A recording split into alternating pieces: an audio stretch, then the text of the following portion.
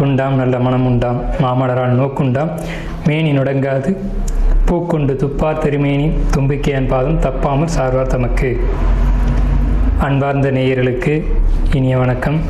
நாம் இந்த வீடியோவில் பார்க்கக்கூடிய தலைப்பு அப்படிங்கிறது தமிழ் புத்தாண்டு பலன்கள். அதாவது 60 தமிழ் வருடங்களில் இப்போ பிறக்க இருக்கக்கூடிய ஏப்ரல் 14ஆம் தேதி அன்று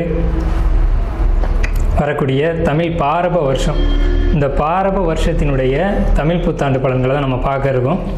முதல்ல இந்த பாரப வருஷம் அப்படிங்கிற வருஷத்தினுடைய வெண்பா அப்படிங்கிறதும் அந்த வெண்பாவுக்கான விளக்கத்தையும் நம்ம முதல்ல பார்த்துருவோம். ஏன்னா பாரப வருஷம் அப்படிங்கிறது 40வது வருடங்களாக வருது. மொத்தம் தமிழ் ஆண்டுகள் 60, அதில் 40வது வருடம் பாரப வருடம்.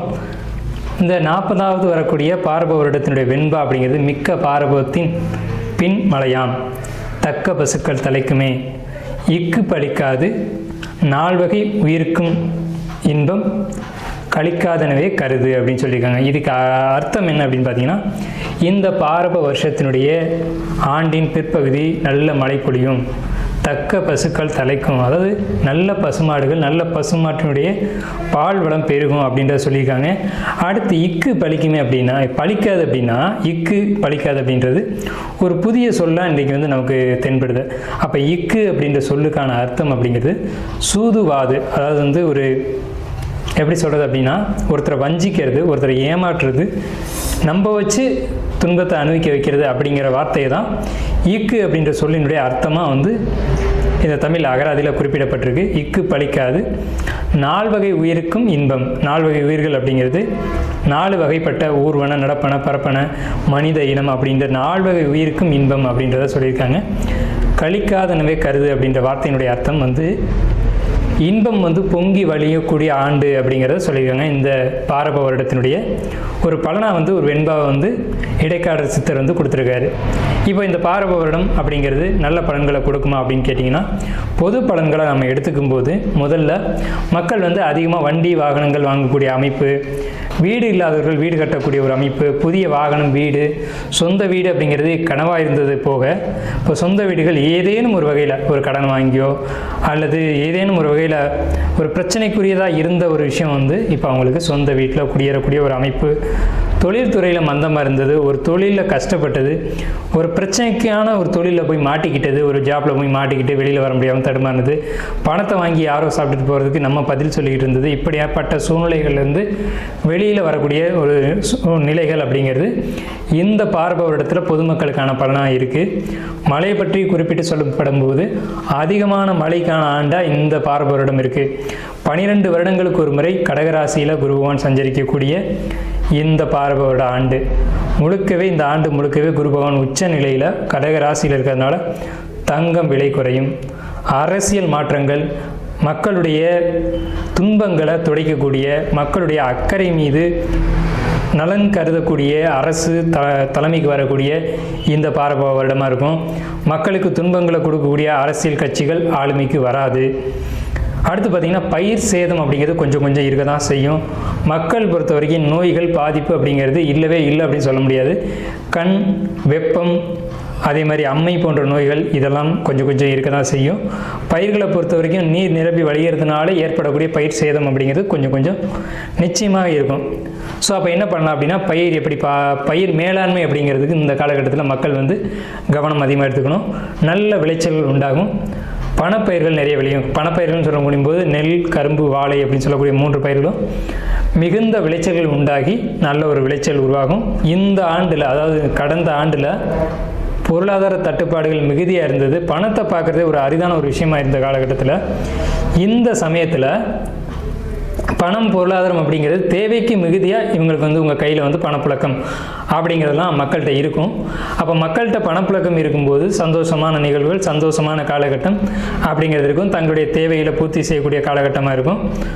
ஸோ இந்த பாரப வருடத்தை பொறுத்த வரைக்கும் எல்லா விதமான நன்மைகளும், குறிப்பாக பேங்கிங் செக்டாரில் கூடியவங்க, வங்கியை சார்ந்த துறைகளில் இருக்கக்கூடியவங்களுக்கு நல்ல ஒரு ஆண்டாகவே இருக்க போகுது. அதே மாதிரி தங்க நகைகள் சேர்க்கக்கூடிய அமைப்பு, முடிஞ்ச வரைக்கும் தங்க நகைகளை சேர்த்துக்கோங்க. இந்த ஆண்டு தான் தங்கத்தினுடைய விலை அப்படிங்கிறது ஒரு சரியான ஒரு நிலையில் இருக்கும். ஸோ மக்களுக்கு வாழ்த்துக்களும் வணக்கங்களையும் கூறி நம்ம ராசி பலனுக்குள்ளே போகலாம். அன்பார்ந்த தனுசு ராசி நேயர்களே, உங்களுக்கு இந்த பாரப வருடத்தினுடைய அமைப்பு எப்படி இருக்குது அப்படின்னு பார்க்கும்போது, ராசிக்கு 4ஆம் இடத்து சனி நல்லதா கெட்டதா அப்படின்னு பார்க்கும்போது நிச்சயமாக ஒரு தீய பலன்களை கையில் வச்சுருக்கு. என்னன்னு கேட்டிங்கன்னா, எந்த ஒரு விஷயத்தையும் கவனித்து தான் செய்யணும் அப்படிங்கிற ஒரு அமைப்பு. என்ன கவனித்து செய்யணும் அப்படின்னு பார்த்தீங்க அப்படின்னா, எந்த தொழிலாக இருக்கட்டும், வேலையாக இருக்கட்டும், அகலக்கால் வச்சிடக்கூடாது. யாரையும் நம்பி எந்த ஒரு அமௌண்ட்டையும் கொடுத்துடக்கூடாது. எதையும் நீங்களாக ஒரு முடிவு எடுக்காமல் ஜோதிடரை அணுகி கேட்டுட்டு நீங்கள் முடிவுக்கு வர்றது அப்படிங்கிறது ரொம்ப ஒரு உத்தமமான ஒரு விஷயமா இருக்கும். ஏன்னு கேட்டிங்கன்னா, இந்த ஜூன் மாதத்துக்கு பிறகு உங்களுடைய உடல்நிலையில் ஹெல்த் வைஸ் கொஞ்சம் ப்ராப்ளம் வரலாம் ஜூனுக்கு பிறகு. அதே மாதிரி உங்கள் குடும்பத்தில் இருக்கக்கூடிய மூத்த உறுப்பினர்களுக்கு, வயசானவங்களுக்கு, வயசான தாத்தா பாட்டி இவங்களுக்கெல்லாம் வந்து பார்த்தீங்க அப்படின்னா உடல்நிலையில் ரொம்ப வர அக்கறை தேவை. பண விஷயத்தில் ரொம்ப பரிமாற்றத்தில் வந்து ரொம்ப கவனமாக இருக்கணும். என்ன கேட்டிங்கன்னா, செட்டில்மெண்ட் ஆன பணத்துக்கு கூட பிரச்சனைகள் சொல்லலாம்.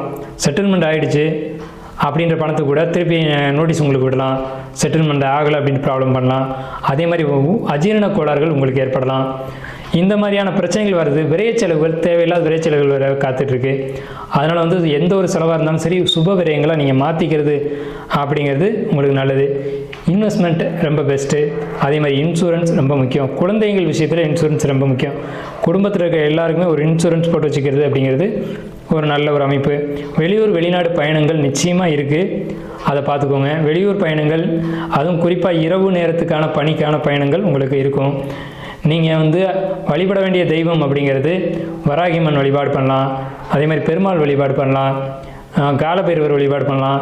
இந்த தெய்வ வழிபாடுகள் எப்படி பண்ணணும் அப்படின்னு கேட்டிங்கன்னா, வாராகியை பொறுத்த வரைக்கும் சப்த கன்னிகளில் ஒரு கன்னியாக இருக்கக்கூடிய அந்த வாராகியை செவ்வாய் அல்லது சனியில் வழிபாடு செய்யணும், அல்லது புதன்கிழமையில் போய் வழிபாடு பண்ணணும். அதே மாதிரி உங்களுக்கு வந்து உக்கிர தெய்வங்களை, காவல் தெய்வங்களை வழிபாடு பண்ணலாம். காவல் தெய்வங்களை வழிபாடு செய்யும்போது அதுக்குண்டான சனிக்கிழமைகளில் வழிபாடு பண்ணுறது ரொம்ப பெஸ்ட்டு. சனிக்கிழமை காலையில் சீக்கிரமே போய், அதாவது விடியும் பொழுதில் போய் வழிபாடு பண்ணுறது ரொம்ப பெஸ்ட்டாக இருக்கும். நீங்கள் எடுத்துக்கொள்ள வேண்டிய உணவுகள் அப்படிங்கிறத பொறுத்த வரைக்கும் ஓட்ஸு கண்டிப்பாக சாப்பிட்லாம்.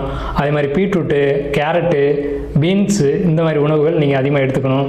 தவிர்க்க வேண்டிய உணவுகள் அப்படின்ற இதை பொறுத்த வரைக்கும் முட்டை கண்டிப்பாக தவிர்த்தாகணும். கார உணவுகள் நிச்சயமாக தவிர்த்தாகணும். ஸோ இந்த 2 உணவுகளையும் தவிர்த்துக்கிறது ரொம்ப ரொம்ப பெஸ்ட்டு. தனுசு ராசி இந்த பாரப வருடத்தில் நம்ம சொல்லக்கூடிய குறிப்புகள். வழிபட வேண்டிய தெய்வங்கள் இவங்க தான். வாராகியம்மன் வழிபாடு ரொம்ப பெஸ்ட்டாக இருக்கும். அதே மாதிரி காலபைரவர் வழிபாடு ரொம்ப பெஸ்ட்டாக இருக்கும். இந்த குறிப்பிட்ட காலங்களில் வழிபாடு பண்ணுங்கள். பெருமாளுடைய வழிபாடு புதன்கிழமை என்று பண்ணும்போதும் ரொம்ப பெஸ்ட்டாக இருக்கும். இது எல்லாமே தொழில், வேலை போன்ற விஷயங்களுக்கு மிகப்பெரிய முன்னேற்றத்தை கொடுக்கும். கணவன் மனைவி ஒற்றுமையை பொறுத்த வரைக்கும் மிகப்பெரிய ஒரு முன்னேற்றத்தை கொடுக்கும். இப்போ நம்மளுடைய பலன்களை தெரிஞ்சுக்கிட்டோம்.